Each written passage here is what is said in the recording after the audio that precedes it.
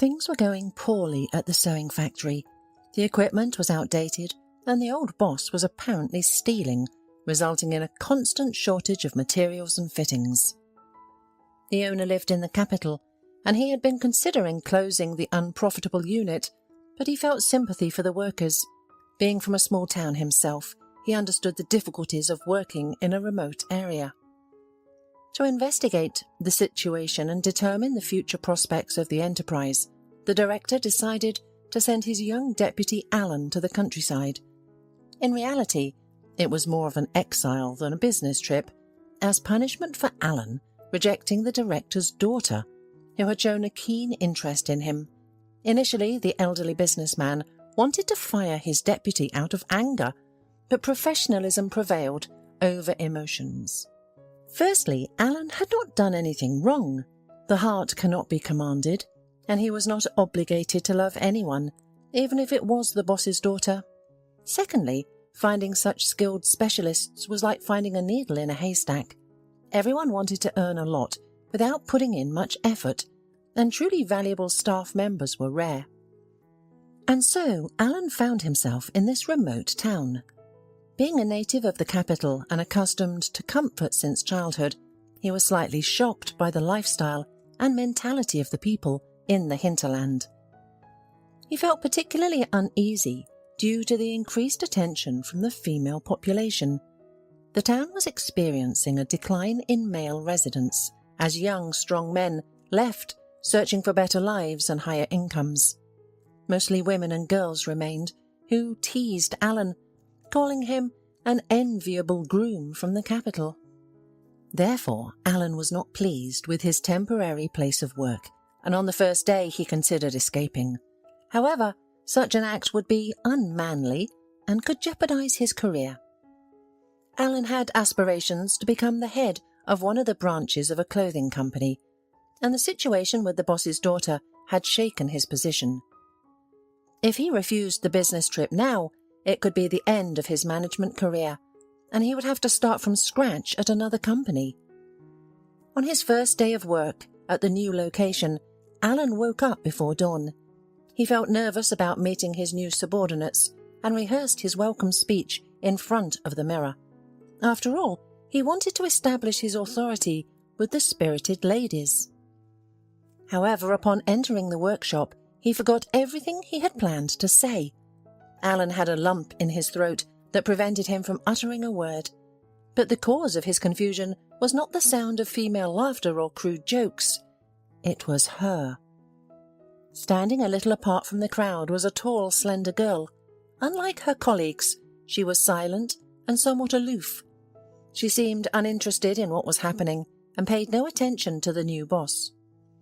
In truth, her heart was pounding wildly at that moment, and countless thoughts swirled in her head. All she wanted was to slip away unnoticed, to avoid seeing this man, and to prevent him from recognizing or noticing her. But he did recognize her, despite the passing of 7 long years. During that time, Kelly had changed a lot. She had wrinkles at the corners of her eyes and had cut off her once luxurious long hair. However, the intelligent gaze of her green eyes, her bold expression, and the wrinkles on her nose remained unchanged. Alan could not have been mistaken. It was the same Kelly whom he had loved with all his heart, the one he had yearned for over the years and felt so deeply offended by. Kelly did not remember her mother and only knew her face from old photographs. Her mother had died in a car accident when the girl was just 2 years old. Overwhelmed with grief, Kelly's father didn't know how to go on, so he decided to move to the hometown to his mother. After all, the grandmother was the best person to care for an orphaned little girl. Mrs. McKay truly became a mother figure to Kelly during the early years of her life. However, when the girl turned 6, her grandmother passed away from heart disease. They say the road to hell is paved with good intentions, and that was certainly the case this time. Before her death, Mrs. McKay did something foolishly kind for her son and granddaughter, as she thought. She had long been eyeing Brenda, a young widow who lived on a neighbouring street. The elderly woman believed there was no better candidate to be her son's wife. Brenda was beautiful, hard-working, decent-looking, and most importantly, childless. Mrs. Mackay saw that as a crucial factor. She believed that since Brenda had no children of her own, she would surely love Kelly and would never deprive her of anything. And for John, Brenda would be a loyal wife, as she had not met anyone else in the 5 years since her husband's death. "She's not slutty, that's good," Mrs. Kay reasoned. On her deathbed, as her last will, the elderly woman ordered her son to marry Brenda. By nature, John was a weak-willed man who did not know how to fight with circumstances and always swam with the flow. For him it was important to have someone near, to have the house cleaned and cooked, and to have his daughter under supervision. Well, why not Brenda? John thought. After all, she is a beautiful, strong woman. Although she was a bit older than him, such conventions never bothered him. Besides, after John's mother died, Brenda volunteered to help him with his daughter and began to visit him, to clean up, cook, and play with the girl. At first, she came to John once every 3 or 4 days, but then she started visiting more often and eventually moved into his house. This transition happened so naturally and unobtrusively that John didn't even notice how Brenda went from being a simple neighbour to almost a full-fledged member of the family. John didn't even have to propose marriage to her. Brenda herself initiated the conversation and took care of all the bureaucratic matters. However, once the signatures were in place and the rings were exchanged, the situation in the house changed drastically.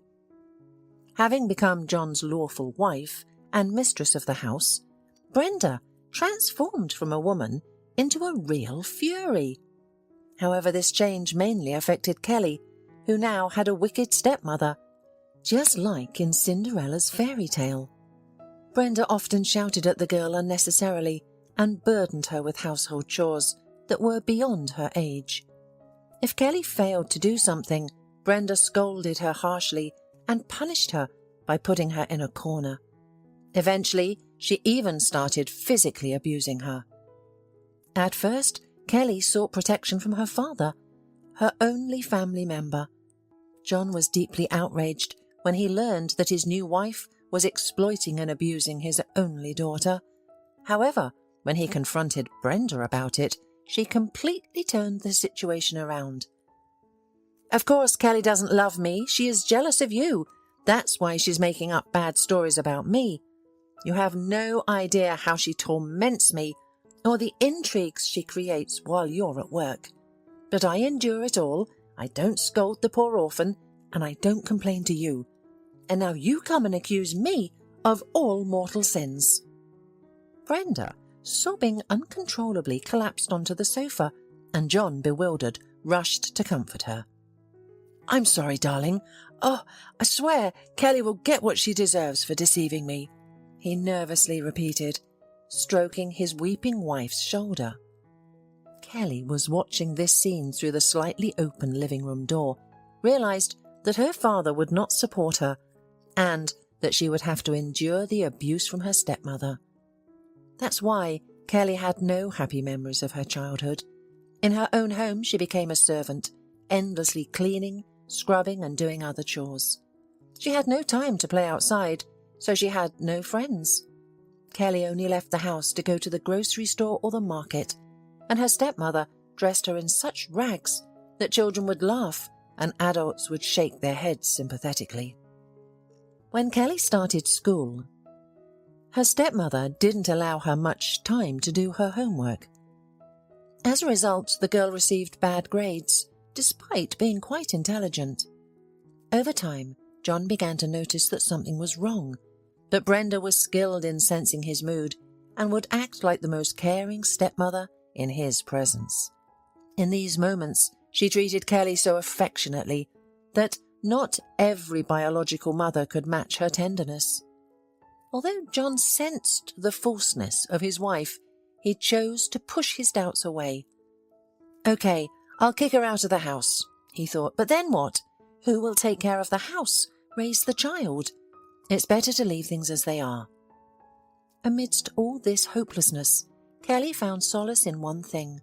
While rummaging through the attic, she discovered a dusty chest filled with various books on cutting and sewing, as well as beautiful but faded fabric remnants.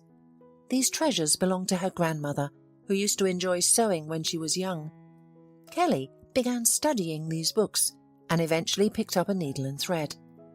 Whenever her stepmother was out of the house or napping after dinner, the girl would rush to the attic and immerse herself in the magical world of patterns and fabric. Once, when Brenda went to the market, Kelly, as usual, began working on her needlework. Unfortunately, halfway through, her stepmother's heel broke, so she returned home to change her shoes. It was then that she noticed the house was quiet and started calling for her stepdaughter. When she received no response, Brenda thought to herself, "What a lazy girl! She must have run off somewhere." Suddenly she noticed that the door to the attic was open, and the ladder, which usually stood elsewhere, was in front of her. When she went upstairs, Brenda saw Kelly, who was working on a piece of cloth and humming a song quietly. It was difficult to understand why the girl's hobby made Brenda so angry. She was generally irritated by everything related to the girl and tried to make her unhappy in every possible way. Without hesitation, the woman snatched the fabric and patterns from her stepdaughter's hands and took them outside. Then she returned and took the books from the trunk. No matter how much Kelly screamed, no matter how much she cried, she could not save her treasure. Brenda burned everything in the middle of the yard. However, Kelly managed to save one brochure with patterns of dresses. She safely hid it in her room and would look at it in the evenings. Yes, the girl was deprived of her favourite hobby, but now she clearly understood what she wanted to do in the future and what profession she desired. Kelly eagerly anticipated graduating from school because it meant she could enroll in a sewing school and escape from her oppressive stepmother and indifferent father. The dream of learning and living a free life warmed Kelly and helped her endure Brenda's bullying. In turn, the woman constantly undermined the stepdaughter's composure. She was aware of Kelly's plans and would often say to the girl, "You won't succeed at anything. You won't achieve anything. You will continue to live here and serve me." But the time came and Kelly realized her plans. Usually people feel homesick when they leave their hometowns, but the girl felt relief at leaving the place where her childhood had been spent. The farther the bus took her away from her father's house, the lighter her soul felt.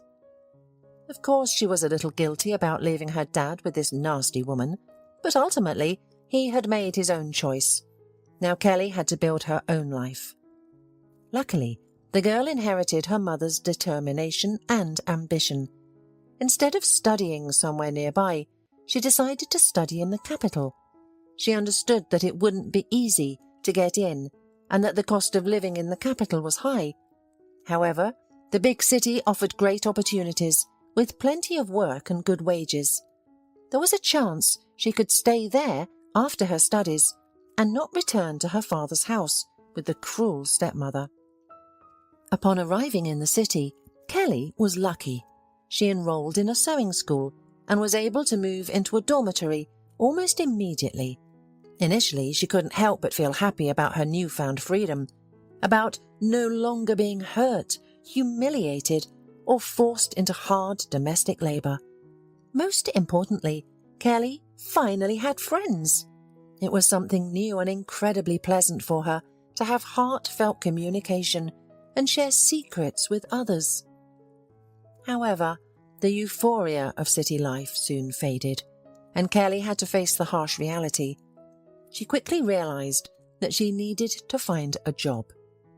At first, Kelly and her friends tried to earn money through their main craft, sewing and mending clothes. They advertised their services on social networks and waited for orders. Unfortunately, the orders didn't pour in as they had hoped. Occasionally, someone would ask them to alter an old dress or skirt, but the payment was meagre. One day, on her way back from school, Kelly saw an ad for waiters at a nearby cafe. She decided that this was accurately what she needed. She deviated from her usual path halfway to the dormitory, turned onto another street and went to the address. Since the cafe manager was present, Kelly was able to pass the interview right away and get hired. Thus, Kelly's working life began. Combining work and study turned out to be a challenging task. To keep up with everything, the girl had to sacrifice her sleep. But while Kelly's friends constantly lamented and complained about the hardships of life, she paid no attention to the difficulties. For her, even these challenges were a source of happiness compared to her life under the same roof as her stepmother Brenda. But soon, fate had a surprise in store for Kelly as a reward for her steadfastness and patience. The girl noticed that almost every day a group of well-dressed, polite students would come to the cafe at the same time. They would take a table by the window, order pizza or desserts, and engage in discussions related to student life. One guy with blonde hair stood out from the rest of the company. Kelly was attracted to him because of his funny round glasses, slightly old-fashioned style of clothing and shy behaviour. She heard that his name was Alan. This went on for about 6 months. Kelly would carry trays while stealing glances at Alan. Eventually, she realised that she had developed feelings for him, and these feelings grew stronger every day. However, Kelly was a realist and didn't believe in fairy tales like Cinderella. Based on Alan's appearance and manners, she assumed that he came from a wealthy family and would never pay attention to a poor waitress from a village. But how wrong she was. Kelly had low self-esteem, which was understandable. She didn't have a loving mother who raised and taught her to value herself. Her beloved grandmother passed away at a young age, and her stepmother would often insult her, calling her names like ugly, scarecrow, and even worse. The ridicule from her peers also didn't help boost her confidence. Therefore, Kelly was not accustomed to seeing herself as a beautiful and charming girl, despite having a very nice and noble appearance.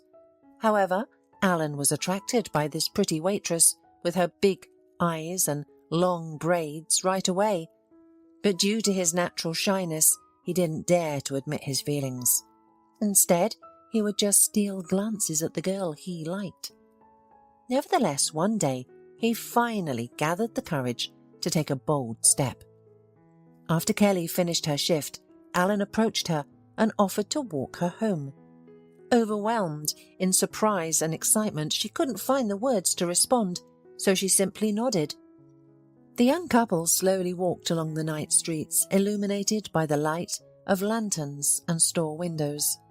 The journey from the cafe to Kelly's dormitory took about half an hour, and during that time they remained awkwardly silent. When it was time to say goodbye, Alan mustered the courage to ask, "May I walk you home again tomorrow?" Kelly nodded and headed towards the dormitory. That night, Kelly couldn't sleep. She pondered over what had happened, restlessly tossing and turning in bed. Her roommate even threw into her a pillow, expressing her annoyance at being disturbed. To avoid bothering her friend any further, Kelly decided to go out into the corridor and walked towards the large mirror hanging on the wall near the stairs. For the first time in her life, she looked at herself as a beautiful young girl who could fall in love. Unlike other girls, Kelly wasn't in the habit of fussing in front of the mirror or dressing up. Perhaps her stepmother's words had deeply affected her self-esteem, causing her to perceive herself as plain and uninteresting. But now, the reflection showed a completely unfamiliar girl who could easily be featured in movies or grace the covers of expensive magazines. Why not? Maybe he's my prince, my destiny, thought Kelly, deciding to give her relationship with Alan a chance. Of course, she was a little concerned about the difference in social status and wealth, but in the 21st century, does it really matter? And so, the beautiful and intoxicating romance between Alan and Kelly began. They met in secret, keeping their relationship private. Kelly even quit her job at the cafe and found another one so that Alan wouldn't feel awkward when coming with friends to their favourite place. In her youthful inexperience, she didn't understand why her boyfriend was so afraid of others finding out about their relationship. She was too blinded by her happiness and didn't have time to think. However, over time, Kelly began to feel a bit uneasy about the fact that Alan never introduced her to his friends. She was acquainted with all her friends' boyfriends, and after a year and a half of dating Alan, she thought that was a perfectly acceptable amount of time to get to know his friends and even his parents. Kelly decided that she needed to have a serious conversation with Alan about this. But just as she was about to start the conversation, her beloved surprised her in such a way that all doubts and resentments disappeared. He gave her a gold ring with a pink stone and proposed marriage. Kelly melted with joy and immediately accepted his proposal. For a few days, she forgot about her concerns, thinking that Alan would finally introduce her to his friends and family. However, nothing changed. The doubts crept back, and Kelly began to wonder if her metropolitan groom was simply taking advantage of her and didn't have serious intentions. Maybe he had bought the ring just to distract her. After all, it wasn't a significant expense for him. Then Kelly realized that she couldn't avoid an unpleasant conversation and decided not to postpone it any longer. So, on their second date, she expressed everything that had been building up in her heart to Alan. "Alan, be honest, are you fooling me? You asked me to marry you, but I don't feel like you're serious about it. If you're not serious, it's better to tell me now, and let's part ways amicably." "How on earth did you come to such a conclusion? Do I look like that kind of person?" exclaimed Alan, his face flushed with indignation and resentment. "What am I supposed to think? We've been together for almost 2 years, but I haven't even met your friends. You're going to marry me, but it seems like your family doesn't know about it. Or are we going to get married secretly?" Alan couldn't find the words to respond. Indeed, from Kelly's perspective, his secrecy and indecision seemed suspicious. But in order to not lose the person he loved, he had to confess that he was simply afraid of his mother. Kelly looked at her beloved with surprise and a hint of distrust in her eyes, and he told her what was going on. The thing was, Alan's mother came from a noble background. Mrs. Rainey was the great-granddaughter of a nobleman and was incredibly proud of it. From a young age, she was obsessed with her aristocratic heritage and looked down upon ordinary people. When Alan was a child, he constantly suffered because of his mother's aristocratic ways. She didn't allow him to make friends or play with his peers in the neighbourhood.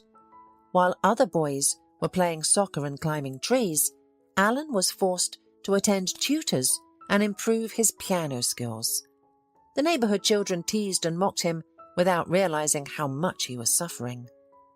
When Alan entered a prestigious university, he finally had the opportunity to make friends, as his mother deemed the crowd there suitable. Now he found himself caught between two fires. On one hand, he loved Kelly and didn't want to lose her. On the other hand, introducing her to his mother would lead to a disaster. However, there was no way out. Alan couldn't hide his fiancée from his mother forever, and they would eventually have to meet. And since Kelly was so concerned about it, it had to happen in the nearest future. The conversation between the young people ended on a tense note. They didn't see each other for a few days, and then Alan called Kelly and invited her to his home to meet his mother. The girl felt both pleased and frightened, because she had already imagined his mother as a difficult person. She also felt a little ashamed for accusing Alan of insincerity, but what was done was done. Now it was important not to make a bad impression in front of Mrs. Rainey. Kelly's friends were so heartened by her problem that they all worked together to prepare Kelly for this important dinner. The girls brought their best outfits and jewellery to create an image that would be suitable for meeting an aristocratic family. In the end, Kelly dressed simply but tastefully. She wore a monochrome grey dress with a straight cut and patent boot shoes, which made her look quite elegant. At least in this outfit no one would mistake her for a villager or a student at a sewing school. But despite her stylish outfit, Kelly couldn't hide her lack of self-confidence. She trembled and her hands shook as she imagined the worst scenarios for the meeting. For some reason she believed that Mrs. Rainey would immediately criticise her and treat her poorly. But things turned out differently. Mrs. Rainey greeted Kelly in a friendly, almost overly friendly manner. The dinner proceeded in a warm and relaxed atmosphere. Alan's mother showered Kelly with compliments, asking her about her childhood and her studies as a seamstress, and listened attentively to her answers. She shared a lot about her son, and even showed his childhood photos. And why did Alan speak so badly about his mother? She's such a nice woman, thought Kelly, looking at her beloved, who sat there tense and clearly not sharing her calmness. But little did Kelly know about the huge scandal that Mrs. Rainey had caused for her son the day before. When the woman found out that her son had a lover whom he intended to marry, she almost fainted. But when she learned that the girl came from the middle of nowhere and was studying to be a seamstress, her fainting spell was replaced by an inhuman rage. Mrs. Rainey, accustomed to her son always obeying her unquestioningly, spoke at length, shouting and even having a hysterical fit. "Just imagine, an ugly commoner is audaciously trying to enter our aristocratic family." Alan listened to his mother in silence and then declared, "I'm going to marry Kelly anyway. If you don't accept her, we will secretly do it without your permission and go away from this city to the village." Of course, Alan had no intention of going to any village. This threat was just his way of trying to influence his mother. After all, she had no one but him, and the thought of losing him terrified her.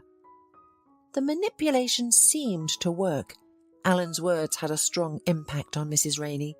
For about half an hour, the mother and son silently stared at each other, and then they began a tense but calm conversation without raising their voices. Now, Mrs. Rainey listened calmly to Alan and even expressed a desire to meet her future daughter-in-law. Alan felt something was off about his mother's quick change of heart, and when she warmly and cordially met Kelly, it only made him more anxious. As Alan accompanied his fiancée back to the dormitory after dinner, she reproached him, saying, "I don't understand how you could speak so badly about your mother. You scared me, and she turned out to be such a nice woman." Alan couldn't find anything to say in response, so he just smiled foolishly. He knew there was something behind his mother's seemingly good intentions, but he couldn't figure out what it was yet. Days passed, but Mrs. Rainey's mood remained unchanged. She continued to exude calmness, and Alan gradually calmed down. The lovers continued to enjoy their happiness as if nothing had happened, unaware of what awaited them. One evening, while Kelly and her dorm mates were engaged in evening gossip, there was a knock on the door. Standing in the doorway was a stunningly beautiful, expensively dressed blonde who appeared to be around 25 years old. She arrogantly and somewhat disdainfully surveyed the modest room and its occupants, then asked, "May I see Kelly? I need to talk to her." Kelly was surprised and didn't immediately realize that the stranger had come to see her. She and her guest went out into the corridor and headed to the kitchen, where no one else was at this time. Kelly's mind was full of questions. Who is this girl? How did she know her? And what did she want? But Kelly did not dare to start a conversation. After a couple of minutes, the stranger broke the awkward silence and introduced herself as Heather. Kelly looked at the girl with confusion, indicating that the name meant nothing to her. Suddenly, the mask of cold arrogance fell, and Heather burst into tears, grabbing Kelly's hands and begging her not to separate the child from his father. Kelly couldn't understand. What the uninvited guest wanted from her. What child? What father? It was difficult to make out Heather's words through her sobs, but after a couple of minutes she calmed down a little and explained everything in detail. Heather claimed to have a fiancé whom she had been with for many years. They had known each other since childhood because their families were friends. They were planning to get married, but at some point Heather's fiancé grew distant, paid less attention to her, and decided to postpone their wedding. Heather realized her lover was cheating on her and had already made up her mind to break off the engagement when she found out she was pregnant. "Please, understand, I didn't come to you for myself, but for the sake of the child. I don't want him to grow up without a father.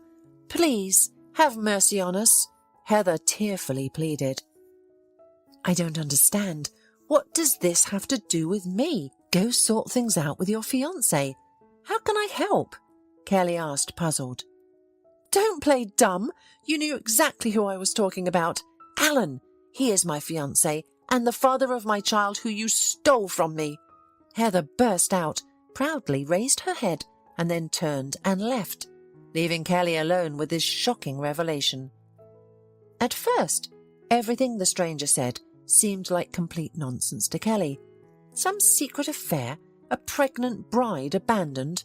No, honest, decent and shy Alan couldn't be involved in anything like that. But, on the other hand, why would this well-groomed, smartly dressed girl come to a dormitory on the outskirts of the city if it was all a lie? She cried so sincerely, it didn't seem like she was making it up. In a moment of realization, Kelly hurried down the stairs, hoping to catch up with Heather. She had many questions to ask, but time was not on her side. When Kelly reached the street, she saw that Heather had already gotten into her expensive red car and driven away. All that she could do was watch the dimming taillights until the car disappeared around the corner. Left alone with her thoughts, Kelly tried to process the information she had received. The more she pondered, the clearer the picture became in her mind. Now she understood why Alan had been so hesitant, why he had kept her a secret from his friends and his mother. It turned out that all this time he had been leading a double life, deceiving both her and his fiancée Heather. He had also spun tales about being afraid of his mother, painting a false image of this kind woman. Consumed by anger and resentment, Kelly nervously paced the dormitory corridors. She didn't even notice her concerned friends who surrounded her, asking what had happened. Moments ago, her entire world had come crashing down, shattering all her dreams and future plans. As the initial wave of anger subsided, Kelly regained her composure and immediately reached for her phone. She wanted to call Alan and demand an explanation, but then she changed her mind. She decided it would be better to wait until morning, confront him at the university, and lay everything bare, looking him in the eyes. However, after contemplating the situation further, her pride ignited. Kelly decided that she would later regret multiple times. But at that moment, it felt like the right thing to do. The next morning, Kelly feigned a headache and didn't go to school. Once her friends had left, she got out of bed and started packing her belongings. During the night, she had resolved that she didn't want to stay in the same city as Alan, never wanting to cross paths with him again. True, she didn't have the guts to throw away a few nice trinkets that her lover had given her. The girl squeamishly turned them in her hands and then threw them into the suitcase with deliberate disdain. Once everything was packed, Kelly sat on the bed and contemplated her next move. During the night, she had chosen to leave the capital. With minimal savings, she couldn't afford to simply move to another city and start anew. Returning home to her town seemed to be the only option. Of course, the thought of living under the same roof as her wicked stepmother Brenda terrified the girl, and she also understood that abandoning her studies when she was so close to obtaining her diploma would be foolish. However, pride and resentment overpowered her common sense. Leaving the dormitory With her suitcase in hand, Kelly glanced back at the dull grey building that was her home for a while. Then she took a deep breath and headed toward the train station. By lunchtime the following day, she arrived at her hometown and approached the gates of her family home without notifying anyone of her return. Kelly hesitated on the threshold for a moment before knocking loudly on the door. Her father, visibly aged during her absence, greeted her with joy in his eyes. However, his attempt to embrace her was halted by a harsh female voice calling out from the back of the room. "Who's there?" Moments later, Brenda appeared at the threshold, wearing a gaudy, colourful dress and holding a dirty kitchen towel. The expression on her face upon seeing her stepdaughter was a mix of surprise and displeasure that words couldn't fully describe. She gave Kelly a brief glance before inviting her inside. Carrying her suitcase, Kelly made her way to her room, which, to her surprise, still retained its original appearance. She had expected her stepmother to have cleaned it out and thrown away all her belongings. In reality, Brenda had planned to do so, but she hadn't gotten around to it yet. "You haven't thought about us for so long, and now you suddenly decided to visit us. What's wrong all of a sudden?" Brenda asked. "No reason. I'm tired of big city and missed home," Kelly replied. "Well, how long will you stay with us?" "Probably not for long." Brenda continued her questioning. "We'll see. Maybe forever," the stepdaughter answered before closing herself in her room, wanting to avoid any further unpleasant conversation. Of course, Brenda was extremely dissatisfied with Kelly's return. She had grown accustomed to being the sole mistress of the house and had practically convinced John to sign over the house only to her. With the arrival of her stepdaughter, she knew this wouldn't be possible anymore. On the other hand, she was pleased that Kelly's time in the capital hadn't worked out, and that she had returned to her father's house with her head down. That was the kind of person Brenda was. She liked finding joy in other people's troubles and energized by their misfortunes.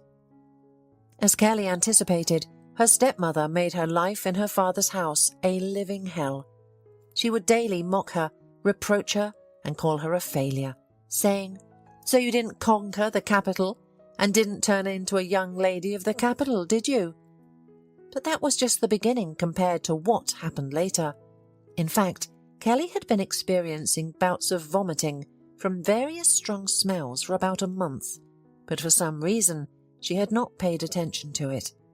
Additionally, recent events had made the girl completely forget about her well-being. However, a few weeks after returning home, Kelly began to feel unpleasant symptoms again. She felt ill during breakfast, and Brenda immediately realized what was wrong. She didn't need any tests to know that her stepdaughter was pregnant. Realizing the reason behind Kelly's unexpected return, Brenda felt a sense of triumph. Now she had the perfect excuse to endlessly reproach and torment the girl. But first she decided to create a big scandal. She put her hands on her head and shouted that Kelly had brought shame upon her and her father in front of the whole town. "How are we supposed to face people? We sent our daughter to study, and she pulls a stunt like this." Even John, who had never known any interest in his daughter and remained silent when the stepmother abused her, suddenly supported his wife and began reproaching Kelly for her shamelessness. Brenda, supposedly fearing shame, quickly spread the news of Kelly's pregnancy throughout the town. She spread rumours with all sorts of nonsense, fueling gossip. Within a couple of days, all the women in town were already talking about how Kelly had gotten involved with a married rich man in the capital and had become pregnant by him. When the man's legitimate wife found out about the affair, she grabbed Kelly by the hair and gave her husband an ultimatum. "It's either me or her." The rich man, valuing his wife more, refused his mistress. Left with no choice, Kelly had to bid farewell to her glamorous life in the capital and return to her humble life with cows and chickens. At first, Kelly was furious and upset by these rumours. She tried to defend herself and argued with those who loved to gossip, but soon she realised it was pointless. What could she possibly bring against all those slanderers? Brenda's story seemed very believable from an outsider's perspective. Furthermore, to the people from her little town, who lived rather dull and monotonous lives, such a story was a breath of fresh air. For the next few months, they had something to talk about, and each day, new fictional details emerged. With time, Kelly accepted what was happening and stopped arguing with anyone. Besides, she now had thoroughly different concerns. She needed to think about how to live on, how to provide for herself, because now she was responsible not only for herself, but also for the child. In addition, Brenda constantly reproached her stepdaughter for being a healthy girl who relied on her parents and didn't work anywhere. But who would hire her? Who would want to employ someone who was about to go on maternity leave? And there weren't many options in Kelly's town. There wasn't much work available, except a small sewing factory that had opened a few years ago. Kelly didn't expect to be hired, but she decided to try her luck. In the personnel department, she was greeted by a woman who looked to be about 50-55 years old. Seeing the woman's stern and haughty face, along with her high, formal hairstyle, Kelly thought her chances weren't good at all, that this woman wouldn't hire her. However, during the interview, it turned out that the woman was kind and understanding. In her youth, she had been in a similar situation, so she understood how it was to be left alone and without support. Out of sympathy, she gave Kelly a job, although not with much enthusiasm. Meanwhile, Kelly withdrew into herself and didn't interact with anyone. She resented the residents who chose to believe Brenda's stories. However, they in turn felt no remorse and didn't attempt to communicate with Kelly. And even when the gossip died down, the town women still avoided her. Nevertheless, Kelly found solace in her work. Despite the judgmental looks from her colleagues, she felt calm and free at the factory. But at home, Brenda gave her a real hell. Every day the woman scandalized her stepdaughter, calling her all sorts of names. She mocked Kelly, her failures, then reproached that because of her in the house there would be no peace because the baby would soon be born and he would scream for days and nights. And what was most offensive, Kelly had no arguments left to oppose her stepmother. She could no longer look at Brenda with her head held high because she understood perfectly well that from now on she had nowhere to go, and she would have to live here and be in the service of this nasty woman without any hope for a bright future. Soon Kelly gave birth to a son whom she named Alan, after her former lover.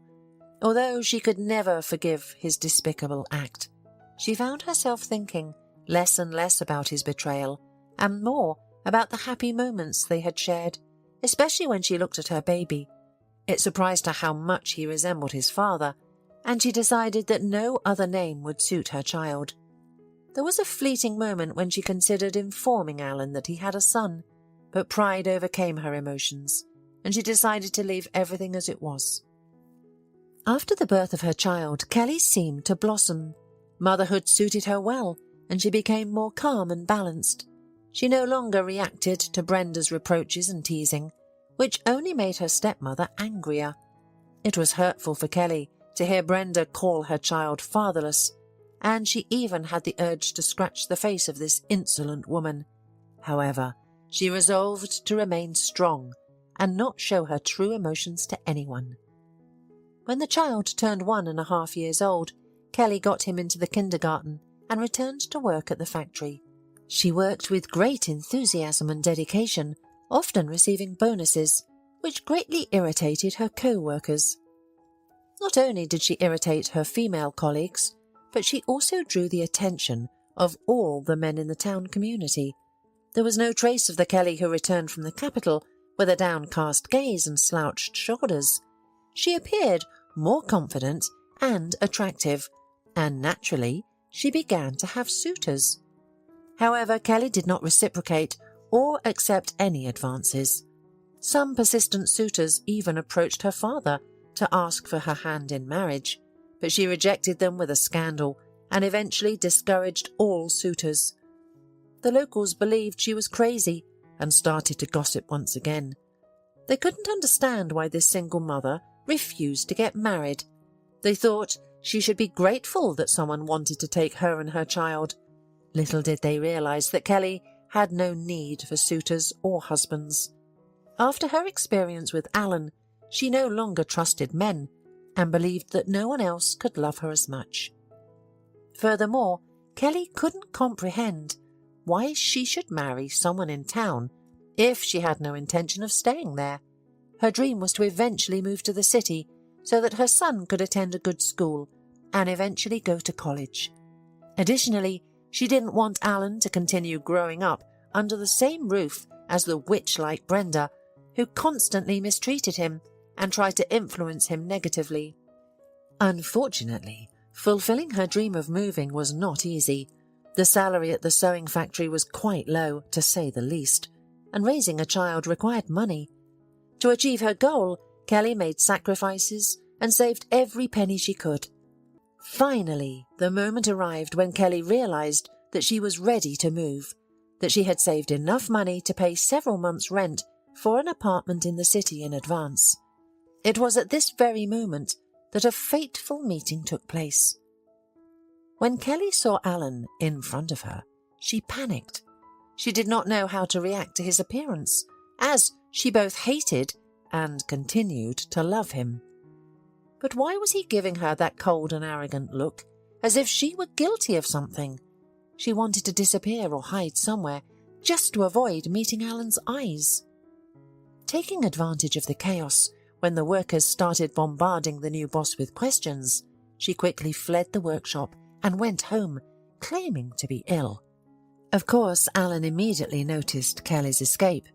He had been angry with her all these years, and now his anger grew even stronger. Well, she can't run forever, can she? Not today, but maybe tomorrow or the day after I'll finally face her and ask her about abandoning me so cowardly 7 years ago. Meanwhile, Kelly ran home, locked herself in her room, and cried until evening. For so many years, she had tried to be strong and keep her emotions in check, but with such an unexpected encounter with her past love, all the negativity accumulated over 7 years overwhelmed her. In the evening, little Alan suddenly developed a fever. They had to call a doctor. Naturally, Kelly couldn't go to work the next morning, so she stayed with her son. She informed her boss that she would be on sick leave for the next few days. Meanwhile, Alan was already at the factory. He couldn't focus on work at all. He was waiting for Kelly to come. Well, for obvious reasons, she didn't show up. Pretending to be a strict boss, he started questioning why one of the workers was absent. When he heard that she was on sick leave, he didn't believe it. He was convinced that Kelly was just avoiding him. Suddenly, one of the employees said, "She has a sick child, so she won't be here for a few days." Hearing about the child, Alan became even angrier. So, while I suffered years of loneliness, she wasted no time. She got married and had a child? At that moment, he had no idea of the revelations that lay ahead. While working, the women liked to gossip and spread rumours. Since Kelly was absent that day, her colleagues decided to discuss her. When Alan realised that they were whispering about her, he eavesdropped on their conversations. They spoke in hushed tones, so he couldn't hear much, but he did learn some interesting things. He discovered that Kelly was not married, and it was unclear who the father of her child was. Suddenly, a thought flashed through Alan's mind. Could the child be his? But how could he find out how old the boy was? He couldn't ask people directly. He was still too shy and didn't want to give them cause for gossip. Finally, he decided he had to go to Kelly's house and talk to her face to face. He went to the personnel department and professionally requested the personnel files of the female employees from the workshop, which were not many. Finding Kelly's folder, he memorized her address and went to her after the end of the workday.